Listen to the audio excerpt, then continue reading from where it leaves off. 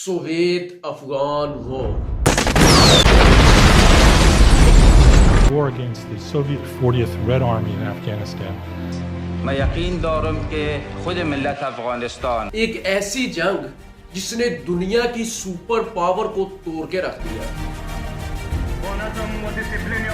क्योंकि उनकी आजादी के साथ हमारी आजादी। The timing on this had to be exquisitely perfect, and for once everything worked. हमने अपना दिफाई जहाद लड़ना है, अपने हकूक के लिए लड़ना है। इसमें सामने आके तो कोई और लड़ रहा था, लेकिन इसको दूर बैठी दुनिया की सीक्रेट एजेंसीज कंट्रोल कर रही थी। काइंडली हमें यह बताइएगा कि क्या अफगान जिहाद में जर्नैलों ने पैसा बनाया या नहीं?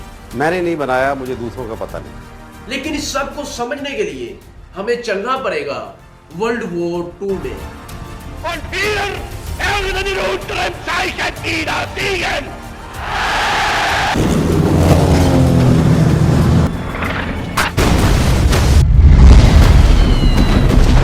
जिसने दुनिया की पॉलिटिक्स को बदल के रख दिया। We shall never surrender.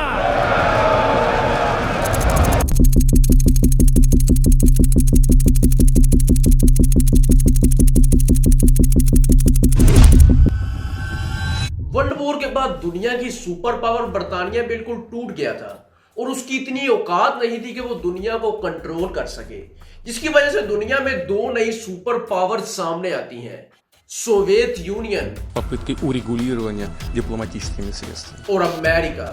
And we will make America great again.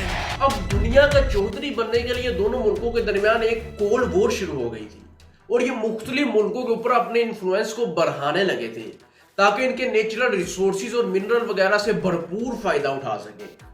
लेकिन एक मुल्क ऐसा भी था जिसने कोल्ड वॉर के दौरान दोनों मुल्कों के इन्फ्लुएंस को कबूल नहीं किया, जिसका नाम था Afghanistan. Afghan government and security sources say the fugitive leader of the Taliban becomes a warning for Taliban. And for example, in the east in Nangarhar, Afghanistan दुनिया के उन चंद मुल्कों में से एक था जिसने सोवियत यूनियन और यूएसए दोनों के साथ रिलेशंस बनाए। उस वक्त अफगानिस्तान में किंग जाहिर शाह की हुकूमत थी और उसने मुख्तलिफ मुल्कों के साथ रिलेशंस बना के अफगानिस्तान की डिप्लोमेसी को काफी स्ट्रॉन्ग किया और फिर अफगानिस्तान को मॉडर्नाइज करने के लिए उसने बहुत से स्कूल्स और यूनिवर्सिटीज वगैरह भी बनाई और फिर यूएसए और सोवियत यूनियन से मदद लेके अपनी मिलिट्री, इकोनॉमी और टेक्निकल इंफ्रास्ट्रक्चर को भी स्ट्रॉन्ग किया। उस वक्त अफगानिस्तान मॉडर्नाइज हो रहा था, लोग फॉरेन कंट्रीज में जाते भी थे और वहां से लोग यहाँ भी आते थे, जिसकी वजह से आहिस्ता आहिस्ता अफगानिस्तान में कम्युनिज्म फैलने लगी थी और लोग सोवियत पॉलिसीज को पसंद करने लगे थे। और इस सब से मोटिवेट होके अफगानिस्तान के अंदर people democratic party of Afghanistan के नाम से एक कम्युनिस्ट पार्टी शुरू हुई थी, जिसका मकसद कम्युनिज्म को प्रमोट करना था और अफगानिस्तान के अंदर कम्युनिस्ट गवर्नमेंट बनाना था। कुछ सालों के बाद जाहिर शाह बीमार हो गया और उस वक्त अफगानिस्तान के अंदर इलाज की अच्छी सहूलतें मौजूद नहीं थी, जिसकी वजह से वो इलाज करवाने के लिए इटली चला गया।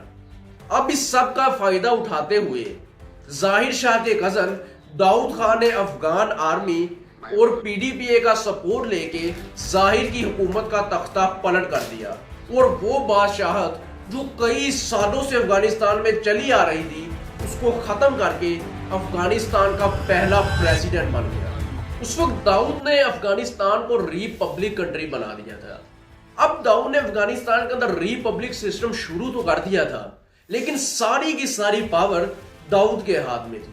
मेन कि आप काम तो कर सकते हैं, लेकिन दाऊद की मर्जी से। उस वक्त सोवियत यूनियन अफगानिस्तान के ऊपर अपने इन्फ्लुएंस को बढ़ाना चाहता था, लेकिन दाऊद ने साफ इनकार कर दिया और कहा कि ना हम सोवियत यूनियन पे डिपेंड होंगे और ना ही यूएसए पर। ये वो वक्त था जब अफगानिस्तान के अंदर पीडीपीए काफी डोमिनेट हो रही थी और अफगान गवर्नमेंट और आर्मी का भी उसको काफी सपोर्ट हासिल था और इनडायरेक्टली सोवियत यूनियन भी उसको सपोर्ट कर रहा था, जिसकी वजह से दाऊद को पीडीपीए से खतरा महसूस होने लगा था और उसकी पावर आहिस्ता आहिस्ता कम होने लगी थी, जिसकी वजह से वो गवर्नमेंट में से पीडीपीए का इन्फ्लुएंस खत्म करने लगा था और उसने पीडीपीए के काफी मेंबर्स और लीडर्स को भी मरवा दिया था और आहिस्ता आहिस्ता सोवियत यूनियन पर से अपनी डिपेंडेंसी को खत्म करने लगा था और दूसरे मुल्कों लाइक ईरान और सऊदी अरब के साथ अपने रिलेशंस को बढ़ाने लगा था। लेकिन उस वक्त पीडीपीए काफी मजबूत हो गई थी और उसने अफगान आर्मी और इनडायरेक्टली सोवियत यूनियन की मदद से दाऊद के पैलेस के ऊपर हमला कर दिया और उसको उसकी फैमिली समेत मार डाला। दाऊद खान के बाद अफगानिस्तान पे पीडीपीए का कंट्रोल था और अब अफगानिस्तान का नया लीडर नूर मोहम्मद ताराकी था। Our relationship, you all should be attentive here. Taraki एक सेकुलर और लिबरल टाइप बंदा था। उसने अफगानिस्तान के अंदर कम्युनिज्म को काफी प्रमोट किया और इस्लामिक कल्चर्स और ट्रेडिशंस की खुली मुखालफत करने लगा था। उस वक्त भी अफगानिस्तान का अंदर ट्राइबल सिस्टम काफी डोमिनेटेड था, लेकिन ताराकी ने इसको भी पसंद नहीं किया और रिलीजियस पीपल्स और ट्राइबल लीडर्स की इन्फ्लुएंस को खत्म करने लगा था और आहिस्ता आहिस्ता अफगान कल्चर को मिटाने लगा था, जिस वजह से वहां के लोग और लीडर्स गवर्नमेंट के खिलाफ हो गए थे और सिस्टम से लड़ने के लिए बाहर निकल पड़े थे। लेकिन ताराकी ने इस बगावत को कुचलने के लिए बहुत से रिलीजियस पीपल्स और लीडर्स को मरवा दिया और बहुत से लोगों को अरेस्ट भी करवाया और उनको टॉर्चर किया गया। ताराकी की वजह से अफगानिस्तान का पीस बिल्कुल खत्म हो गया था। अवाम के साथ साथ बहुत से पॉलिटिकल लीडर्स भी गवर्नमेंट के खिलाफ हो गए थे। अब जब अफगानिस्तान के अंदर ये सब हो रहा था तो वहीं पे ईरान के अंदर आयतुल्लाह खुमैनी ने ईरान के बादशाह का तख्ता पलट कर दिया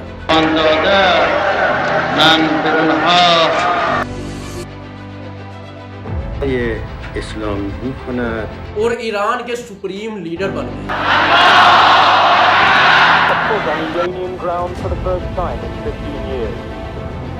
एक्चुअली खुमैनी ईरान के बादशाह के बिल्कुल ऑपोजिट थे।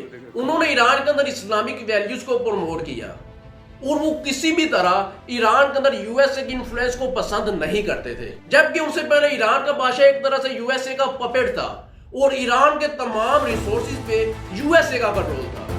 लेकिन अब खुमैनी के आने से ईरान पर से अमेरिका का कंट्रोल खत्म हो गया था और वहीं पे दूसरी तरफ पाकिस्तान के साथ भी अमेरिका के रिलेशंस ठीक नहीं चल रहे थे, क्योंकि पाकिस्तान की न्यूक्लियर रिसर्च की वजह से अमेरिका ने पाकिस्तान के ऊपर काफी पाबंदियां लगा दी। I give a solemn pledge to all my countrymen that we will never let Pakistan be a victim of nuclear blackmail. हम एटमी तवानाई सिर्फ अमन के लिए लेना चाहते और ये हमारा हक। पाकिस्तानियों, तुम सर झुकाकर चलना सीखो और हमसे तमीज से बात करो। और अफगानिस्तान के ऊपर सोवियत यूनियन का इन्फ्लुएंस बढ़ रहा था। मीन के अब पूरे ईस्ट रीजन में से अमेरिका का कंट्रोल खत्म होने लगा था। अब जब अफगानिस्तान के अंदर ताराकी कमजोर होने लगा और अवाम के साथ साथ गवर्नमेंट भी उसके खिलाफ हो गई, तो पीडीपीए के एक दूसरे लीडर हफीजुल्लाह अमीन, जो कभी ताराकी का बहुत ही अच्छा दोस्त और सपोर्टर था, उसने पावर को ग्रैब करके ताराकी को कत्ल करवा दिया और अफगानिस्तान का कंट्रोल अपने हाथ में ले लिया। लेकिन अब प्रॉब्लम यह थी कि सोवियत यूनियन को अमीन से ज्यादा ताराकी पे ट्रस्ट था। लेकिन जब हफीजुल्लाह अमीन ने ताराकी को कत्ल करवा दिया तो सोवियत एजेंसीज को उसके ऊपर शक होने लगा और जब उन्होंने इन्वेस्टिगेशन की तो उनको लगा कि हफीजुल्लाह अमीन तो अमेरिका के CIA का एजेंट है और वो पाकिस्तान और अमेरिका के लिए काम करता है। और वहीं पे दूसरी तरफ अफगान अवाम बगावत कर रही थी, जिसकी वजह से अफगानिस्तान के अंदर सोवियत अथॉरिटी खत्म होने लगी थी। इसी वजह से अफगानिस्तान पे कंप्लीटली रूल करने के लिए सोवियत आर्मी अफगानिस्तान के अंदर दाखिल हो गई।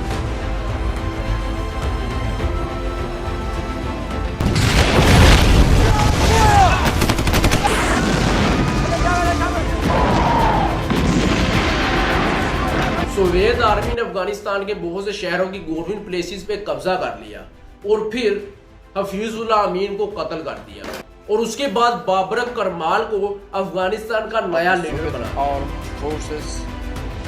एक्चुअली सोवियत यूनियन का यह ख्याल था कि वो कुछ दिनों के अंदर इस मिशन को पूरा करके गवर्नमेंट को अपने कब्जे में करके वापस चला जाएगा, लेकिन ये उसकी सबसे बड़ी गलती थी, क्योंकि अफगान अवाम पहले ही गवर्नमेंट और उसकी पॉलिसीज के खिलाफ हो चुकी थी। और जब सोवियत यूनियन ने अफगानिस्तान के ऊपर हमला कर दिया तो अवाम ने सोचा कि गवर्नमेंट तक तो ठीक था, लेकिन अब अगर कोई बाहर का बंदा हमारे घर पे ही हमला करके हम ही पे कब्जा कर ले तो ये बात ठीक नहीं है, जिसकी वजह से अफगान अवाम सोवियत आर्मी के खिलाफ लड़ने के लिए निकल पड़ी।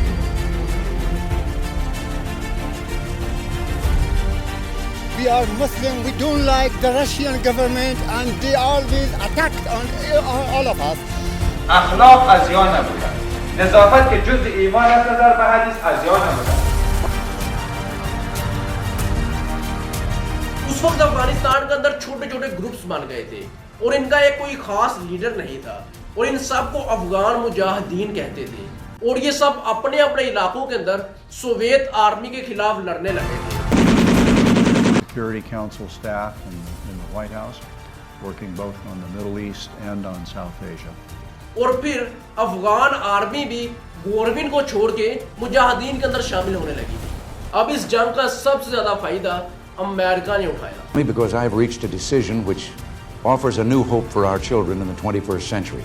क्योंकि अमेरिका शुरू से ही सोवियत यूनियन को रास्ते से हटा के दुनिया पे अकेला राज करना चाहता था, लेकिन अब वो डायरेक्ट अफगानिस्तान के अंदर सोवियत यूनियन से लड़ भी नहीं सकता था। We cannot buy our security, our freedom from the threat of the bomb. क्योंकि इस तरह दो सुपर पावर्स आमने सामने हो जाती है।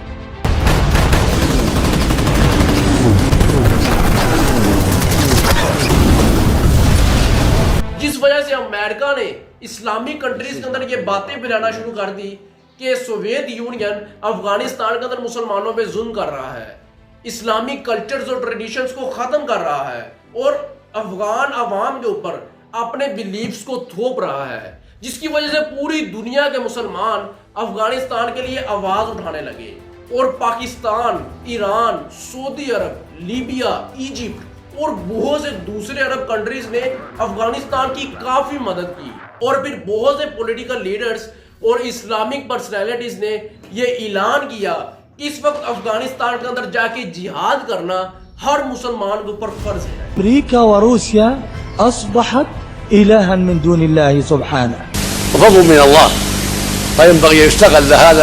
अब ये जंग तो मुसलमान लड़ रहे थे, लेकिन इस जंग को पीछे बैठ के अमेरिका कंट्रोल कर रहा था और उसने पाकिस्तान के जरिए अफगान मुजाहिदीन को बिलियंस ऑफ डॉलर्स और मॉडर्न वेपन्स के जरिए काफी मदद दी और उसके बाद फिर चाइना, बर्तानिया और बहुत से दूसरे यूरोपियन कंट्रीज ने भी पाकिस्तान के जरिए अफगान मुजाहिदीन की काफी मदद की। ये दो शैतान थे, एक को गिराया, दूसरा गिर रहा है, इंशाल्लाह गिर जाएगा। समझ रहे हैं ना? पाकिस्तान के जरिए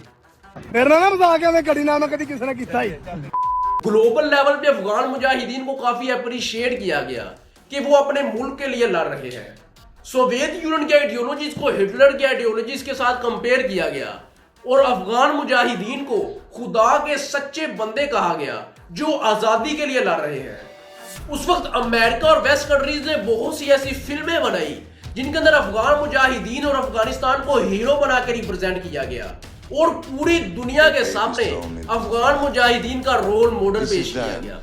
हालांकि ये वही लोग हैं जिनको आगे चलके पूरी दुनिया और खास तौर पे अमेरिका सबसे ज्यादा जलील करता है। We cannot let the terrorists achieve the objective. You know, I started the move out of Afghanistan. I think it was impossible for him to stop it. On my orders, the United States military has begun strikes. Country will again be a base for terrorists who want to kill as many of our people. लेकिन मसला जानते हैं क्या है? ये है मसला। Johnny, just stand up, John. Johnny. I hope कि आप समझ गए होंगे। पाकिस्तान के अंदर अफगान मुजाहिदीन को जंग लड़ने के लिए ट्रेन किया जाता था और इनको नए नए वेपन्स चलाने सिखाए जाते थे और इनकी एजुकेशन के लिए बहुत से मदरसे बनाए गए जहां पे इनको एजुकेट किया जाता था, जिसकी वजह से दूसरे इस्लामी कंट्रीज से भी बहुत से लोग इस जंग में शामिल होने लगे थे। इस जंग ने अफगानिस्तान को बिल्कुल तबाह बर्बाद कर दिया था और 60 लाख से ज्यादा अफगानी लोग पाकिस्तान, ईरान और दूसरे मुल्कों में रेफ्यूजीज बन के आए। लेकिन दूसरी तरफ अफगान मुजाहिदीन भी बहुत ही बहादुरी के साथ सोवियत आर्मी से लड़ रहे थे। बल्कि कुछ रिसर्चर्स के मुताबिक अमेरिकन एजेंसीज ने अफगान मुजाहिदीन को ये अपील की कि वो सोवियत यूनियन के अंदर घुस जाए और वहां पे जाके भी लड़े। अमेरिका ने सोवियत यूनियन को तोड़ने के लिए बिलियंस ऑफ डॉलर्स लगाए और वहीं पे सोवियत यूनियन भी हर साल इस जंग में 3 से 6 बिलियन डॉलर्स लगा रहा था, जिसकी वजह से उसकी इकोनॉमी कोलैप्स हो गई थी और पॉलिटिक्स बिल्कुल टूट चुकी थी और उसको ये समझ में आ गया था कि वो ज्यादा देर तक इस जंग में नहीं टिक सकता। इस वजह से इन कंट्रीज के दरमियान एक एग्रीमेंट हुआ जिसके मुताबिक सोवियत यूनियन अफगानिस्तान के अंदर से अपनी आर्मी को निकाल लेगा और अब पाकिस्तान अफगान पॉलिटिक्स के अंदर बिल्कुल भी इंटरफेयर नहीं करेगा, जिसकी वजह से आहिस्ता आहिस्ता सोवियत यूनियन अफगानिस्तान के अंदर से अपनी फौजों को निकाल लिया और तकरीबन 10 साल के बाद ये जंग खत्म हो गई। इस जंग में 20 लाख से ज्यादा लोग हलाक हुए और इस जंग के बाद दुनिया की सुपर पावर सोवियत यूनियन बिल्कुल तबाह हो गया था और कई हिस्सों में टूट चुका था, जिस वजह से दुनिया में सिर्फ एक ही सुपर पावर थी, America. My fellow Americans, our movement is far from over. Their intention was not only to kill and maim and destroy. Or as one commentator put it, he'd rather live on his knees than... अब जब America ताकत के नशे में गुम हो गया था तो वहीं पे अफगानिस्तान और सोवियत यूनियन के बिल्कुल साथ एक नई सुपर पावर बन रही थी। China has announced a record $1 trillion trade surplus last year as its exports flood world markets and despite Donald Trump's tariffs. China's trade surplus, the value of goods and services it sold abroad compared to that of its imports, reached a staggering $1.19 trillion. That's an increase of 20%. और वो मुजाहिदीन जिनको कभी America दुनिया का hero मानता था और उनको अमेरिका का फुल सपोर्ट हासिल था, अब वही मुजाहिदीन अमेरिका के सबसे बड़े दुश्मन बन गए। पाक अफगान सरहद पर बिला इख्तियार फायरिंग की उन्होंने। पाकिस्तानी जो बच्चे हैं उनका खून जो है अफगानिस्तान के हाथों नहीं बहाया जा रहा। If the Afghan government falls to the Taliban or allows Al-Qaeda to go unchallenged, said wanted dead or alive.